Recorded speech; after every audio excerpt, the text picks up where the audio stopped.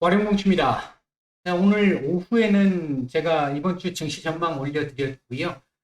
이제 오늘 7월 마지막 날이고 내일부터 이제 8월 첫 거래일의 시작인데, 8월 증시 전망, 8월 달 한 달의 증시 전망 간단하게 좀 말씀을 좀 드려보도록 하겠습니다. 얘기를 들어보시고 도움이 되셨다고 생각되시는 분들은 구독, 좋아요 한 번씩 눌러주시면 감사하겠습니다. 자, 바로 보도록 하죠. 자, 먼저 현재까지 이 지금 진행되고 있는 상황들에 대한 얘기들을 좀 잠깐 좀 드려보면요. 일단은 기본적으로 팬데믹 이후에 글로벌 국가들이 막대한 유동성을 공급을 했죠. 부양책을 뭐 역대급 부양책을 쓰면서 엄청나게 이 많은 양의 유동성을 시장에 공급을 했습니다.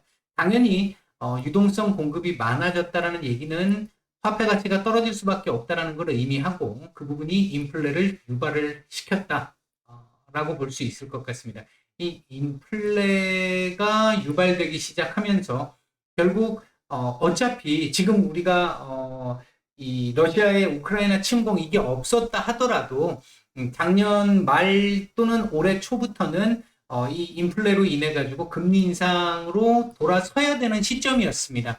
아마도 연준이 지금 이제 좀 실기를 했다라고 하는 얘기들을 많이 지금 우리가 그동안 그 전문가들이 하고 있잖아요. 이 아마 그 실기라고 하는 부분이 원래 아마 이런 부분들의 변수가 없었더라면 이 변수가 없었다면 아마 연준의 이 속도가 뭐 잘못되지는 않았을 거라고 생각합니다. 그러나 이제 그런 가정 자체가 이미 아닌데 필요는 없으니까 이제 그런 상태에서 금리 인상이 이제 그러지 않아도 필요한 인플레가 지금 시작됐던 그 이 출발점 이때부터 시작을 해서 중국의 지속적인 봉쇄 정책, 그리고 러시아의 우크라이나 침공. 이게 지금 생각지 못했던 변수들이란 말이에요. 중국의 지속적인 봉쇄 같은 경우는 이제 제로 코로나 정책으로 인해 가지고 진짜 뭐 한 번 봉쇄를 시작해버리면 2주에서 한 달씩 몇 달씩 뭐 예고 없이 뭐 언제 풀릴지 알 수 없는 이로 인해서 지금 글로벌 다국적 기업들의 어떤 그 엑시트도 지금 나타나고 있잖아요. 중국으로부터의 엑시트가. 이제 그 부분을 감수하면서까지도 지금 중국은 계속해서 이걸 지금 진행하고 있습니다. 제 날짜로 지금 그 봉쇄가 다시 지금 되고 있는 우한 지역 같은 경우 일부 지금 조금씩 그 기간을 단축한다라는 얘기들도 지금 나오고 있기는 합니다만 일단 그 이번 금년 10월, 11월 정도 들어오면서 10월부터 시작일 거고요. 시진핑의 3연임을 앞두고 아마 거기에 모든 걸 지금 사활을 다 걸고 있는 상태이기 때문에 시진핑이 이제 뭐 영원히 집권하기 위한 그 발판 다 만들어 놓고 지금 그거 이제 요번에 통과를 시켜야 되는 부분이기 때문에 모든 초점이 거기에 다 맞춰져 있다 보니까 다른 피해 감수하고도 지금 진행을 하고 있는 상태입니다. 이 부분을 이제 예상하기 어려웠던 부분이 좀 있었었고, 러시아의 우크라이나 침공, 이거 역시 전혀 예상할 수 없었던 부분인데, 이거 뭐 처음에는 저도 그렇게 말씀을 드렸습니다만, 뭐 거의 대부분 이렇게 오래 갈 거라고 생각을 못 했습니다만, 지금 6개월 이상 장기전으로 지금 치닫고 있는 상태에서 에너지를 무기화하는 자원민족주의를 러시아가 보여주기 시작하면서 국제 관계까지 지금 상당히 많이 흔들리고 있고 그 체제 기존에 해왔던 그 체제가 깨지고 새롭게 재편되는 과정에 지금 있는 굉장히 복잡한 지금 상황에 처해 있다. 일단 이렇게 볼 수 있을 것 같습니다. 이러한 상황들이 발생을 하게 되자 이런 상황들로 인해서 인플레가 기존의 예상보다도 훨씬 더 강하고 그리고 길게 진행이 되는 이제 예상치 못했던 상황이 나온 거죠. 이러다 보니까 올 한 해 계속 상반기 내도록 굉장히 힘들었던 겁니다. 특히 6월달 굉장히 많이 힘들었잖아요.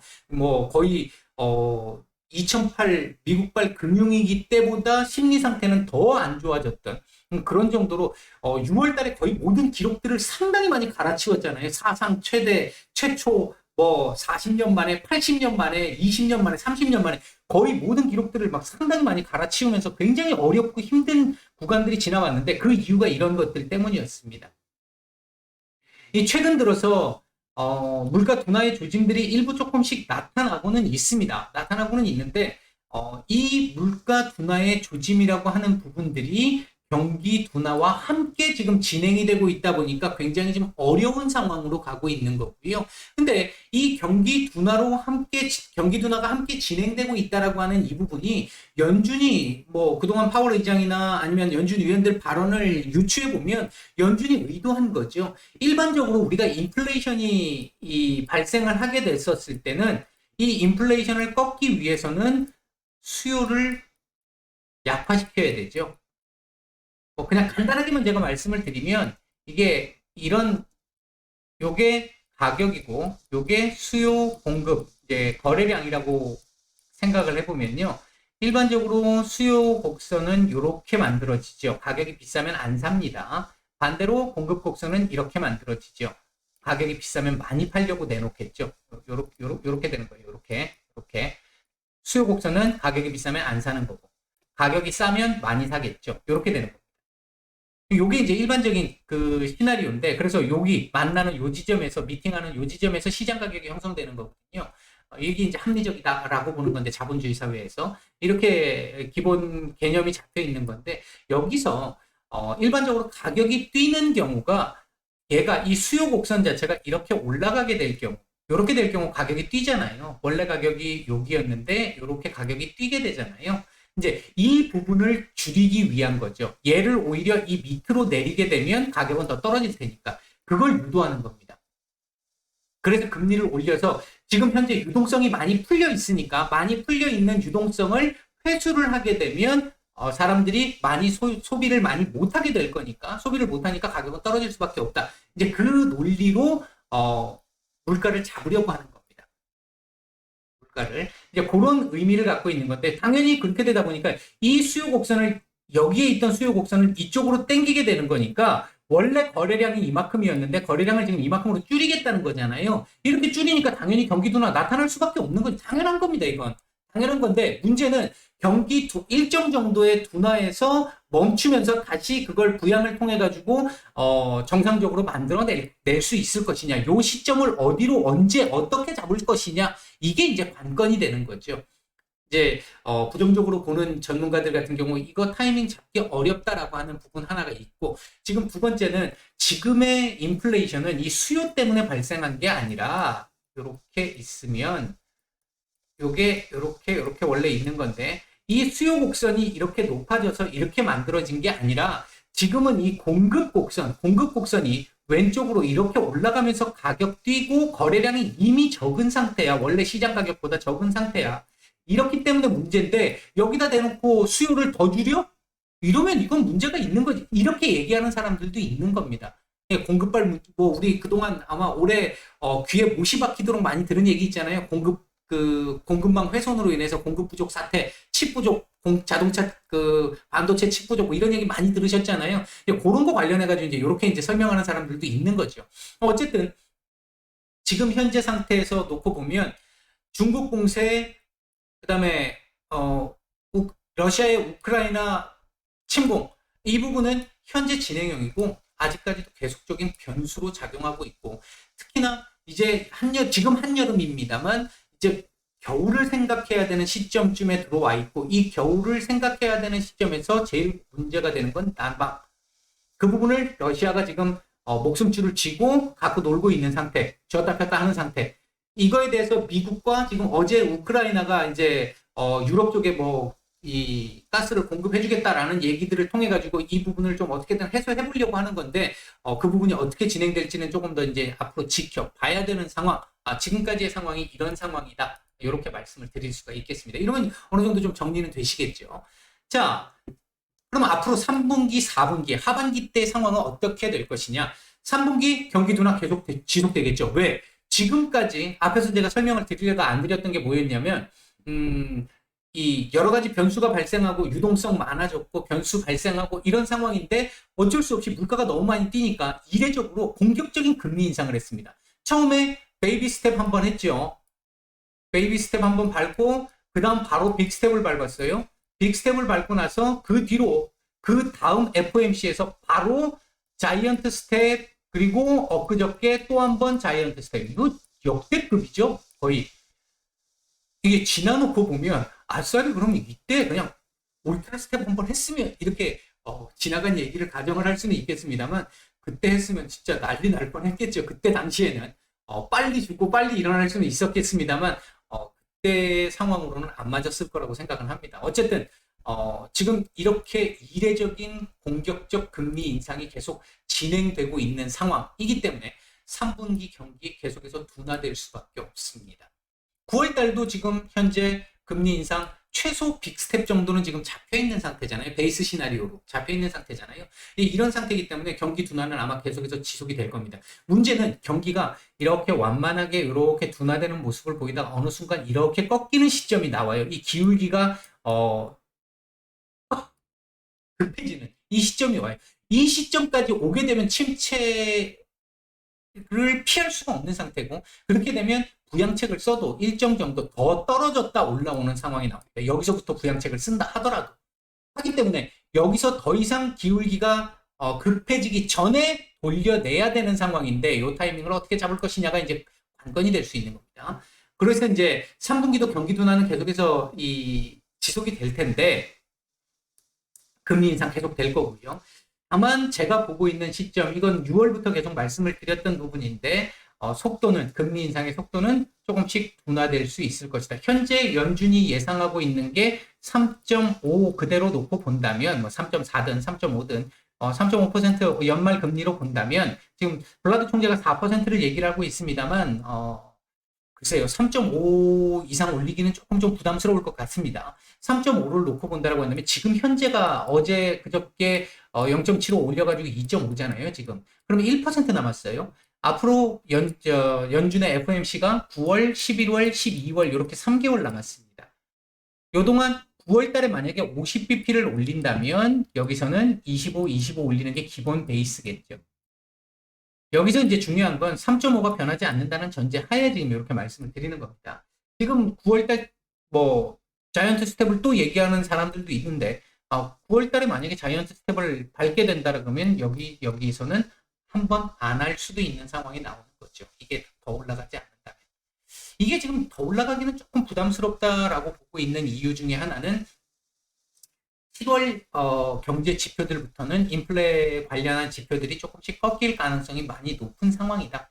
지금 현재 정황상 높은 상황이다. 그렇다라고 본다라고 한다면 지금 당장이야 계속해서 어제 그저께 PCE도 또 높게 나오니까 금리 인상 계속 해야 돼라고 강력하게 얘기할 수밖에 없는 상황이지만 8월 달 들어와서 7월 지표들이 하나씩 나오면서 꺾이기 시작하는 것들 보이기 시작하면 그때부터 시작해서는 여기서 더 내리면 내렸지 더 높여서는 안 될 거야 라는 얘기들이 자리를 잡게 될 수밖에 없을 거고요.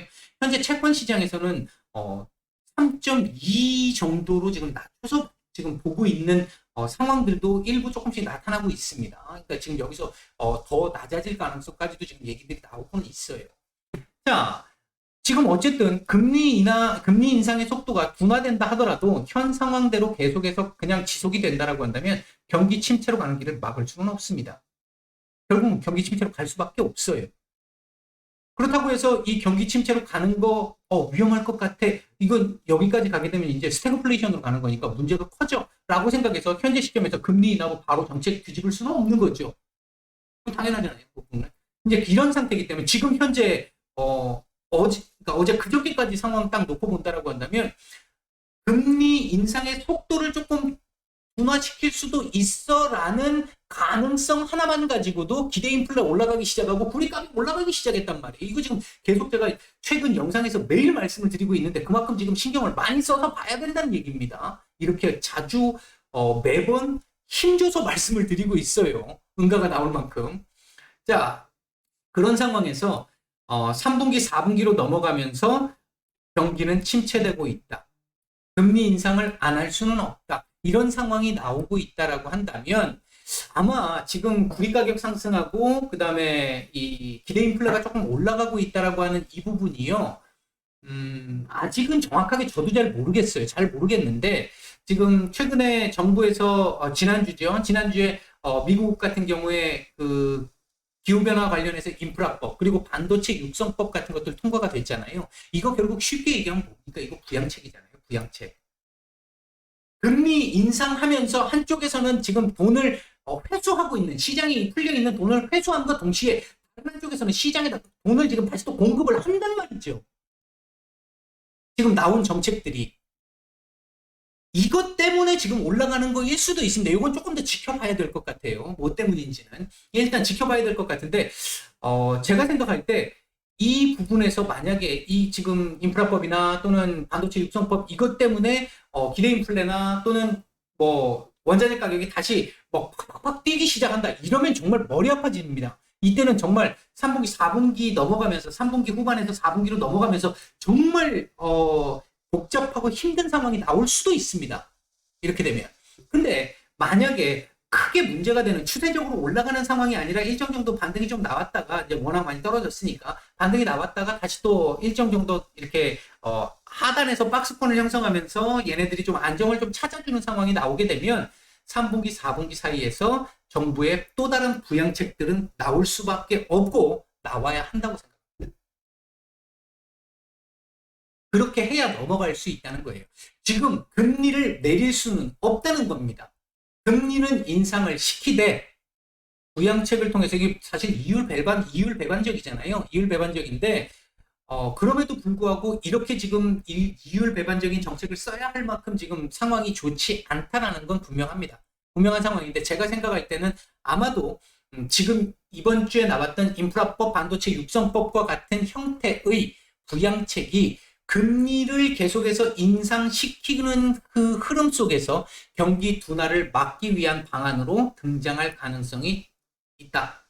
그렇다면 인플레, 경기 둔화, 다시 인플레 이렇게 움직이면서 이게 안 좋은 의미가 아니에요. 움직이면서 적당하게 금리를 조금씩 올렸다가 또 다시 스탑 그리고 금리를 좀 살짝 좀 내렸다가 하는 박스권 흐름, 경기 주기, 우리 이 순환 주기 이런 형태의 순환 주기가 그대로 나올 가능성이 이제 높아지는 거죠. 정상적으로 갈 가능성이 조금씩 높아지는 거죠. 이걸 통해서 다만 이게 이제 굉장히 어려운 과정이고 복잡하고 힘든 과정이잖아요. 이걸 잘 넘었을 때 이렇게 될 가능성 일단 있다라고 보고 있고요. 돈나무 언니 같은 경우도 이 언니야 바람인지는 모르겠습니다만 바닥은 찍은 것 같아. 이제 하반기부터 내년까지 올라갈 것 같아. 뭐 이런 얘기도 했잖아요. 저는 무조건 긍정적으로 보는 입장은 아닙니다만 그렇다고 저는 비관론자는 아니거든요. 비관론자는 아니기 때문에 정부가 문제가 생긴다라고 한다면 어떤 글로벌적이든 각계 정부 차원이든 어떤 형태의 대안을 통해 가지고 그 부분을 조금씩 막아갈 거라고 보는 입장이기 때문에 그런 입장에서 놓고 보면 이런 부분들이 나올 수 있을 가능성이 높겠다. 일단 이런 입장으로 보고 있다. 이렇게 말씀을 드리겠고요. 자, 그 다음에 이제 8월 전망 말씀을 좀 드려보면요. 아마 주 초반에는 미국 시장 지난 3일간 너무 많이 올랐죠. 나스닥만 놓고 보면 한 8% 가까이 올랐습니다. 3일 동안. 말도 안 되는 상승이 나온 거죠. 이제 그 정도 나왔기 때문에 조정이 좀 나올 가능성이 높은데 우리 시장 같은 경우도 견조하게 어느 정도의 조정을 보이지 않을까 일단 보여지고요. 그 조정 이후부터는 조금씩 안정화 흐름을 만들어 갈 거라고 보는데 이 안정화 흐름이라는 건 박스권입니다. 문제는 이 박스권이 어디냐? 제가 좀 전에 말씀을 드렸던 그 이번 주 증시 전망에서 2460 말씀드렸잖아요. 2410 지금 요게 포인트 드립니다. 요 위에서 박스권이 나올 것이냐, 요 위에서 박스권이 나올 것이냐, 이제 그 차이가 있는데 아마도 10일 CPI 발표를 기점으로 요거 우호적으로 나올 거라고 봅니다. 많이 꺾일 거라고 생각하고요. 그렇게 됐을 때 박스권 한 단계 만약에 이 자리에 있었으면 이렇게 업이 될 거고요. 2460포인트 선에서 자리를 잡고 있었다라고 한다면 2500포인트 위로 이렇게 안착이 되는 흐름이 한번 나올 가능성이 좀 높습니다. 그렇게 한 이후에 다시 박스권 나올 겁니다. 박스권 나올 텐데 그리고 그 박스권을 그리면서 8월 하순 무렵에 있는 잭슨 홀 이 부분에서의 파월 의장과 글로벌 이 중앙은행 장들의 이 수장들의 발언에 귀를 좀 기울이지 않을까 그렇게 생각이 되고요. 전반적으로 7월 인플레 지표는 꺾일 걸로 보고 있는데 문제는 이겁니다. 7월 인플레는 꺾일 것 같아요. 근데 문제는 8월 인플레입니다. 그러니까 지금 우리 8월 시작도 안 했는데 8월 달에 원자재 가격이라든지 그리고 이제 실제 지금 8월 달에 인플레이션 지표들이 어떻게 나오느냐. 이 부분이 9월 달에 이제 발표가 나지 않겠어요? 이 부분이 문제는 이겁니다. 7월 어느 정도 꺾이고 났을 때 이렇게 지금 했다가 이렇게 꺾이기 시작을 했을 때 8월 달도 이 추세를 이어줄 수 있을 정도는 최소한 되어야 하고, 이게 가파르게 이렇게까지 안 가더라도 이 추세를 이어줄 정도는 되어야 하는데, 만약에 얘가 이렇게 다시 누워버리는 이런 상황이 나오게 되면, 꺾이긴 꺾였지만 전년에 비해서는 꺾였지만 전월에 비해서는 다시 올라가, 이렇게 돼버리면 문제가 된다는 거죠. 그 부분은 좀 지켜봐야 될 상황입니다. 이게 이제 가장 중요한 이 내용들이고요. 이제 변수는 아까도 계속 말씀드리고 있는 원자재 가격과 기대 인플레입니다. 원자재 가격과 기대 인플레.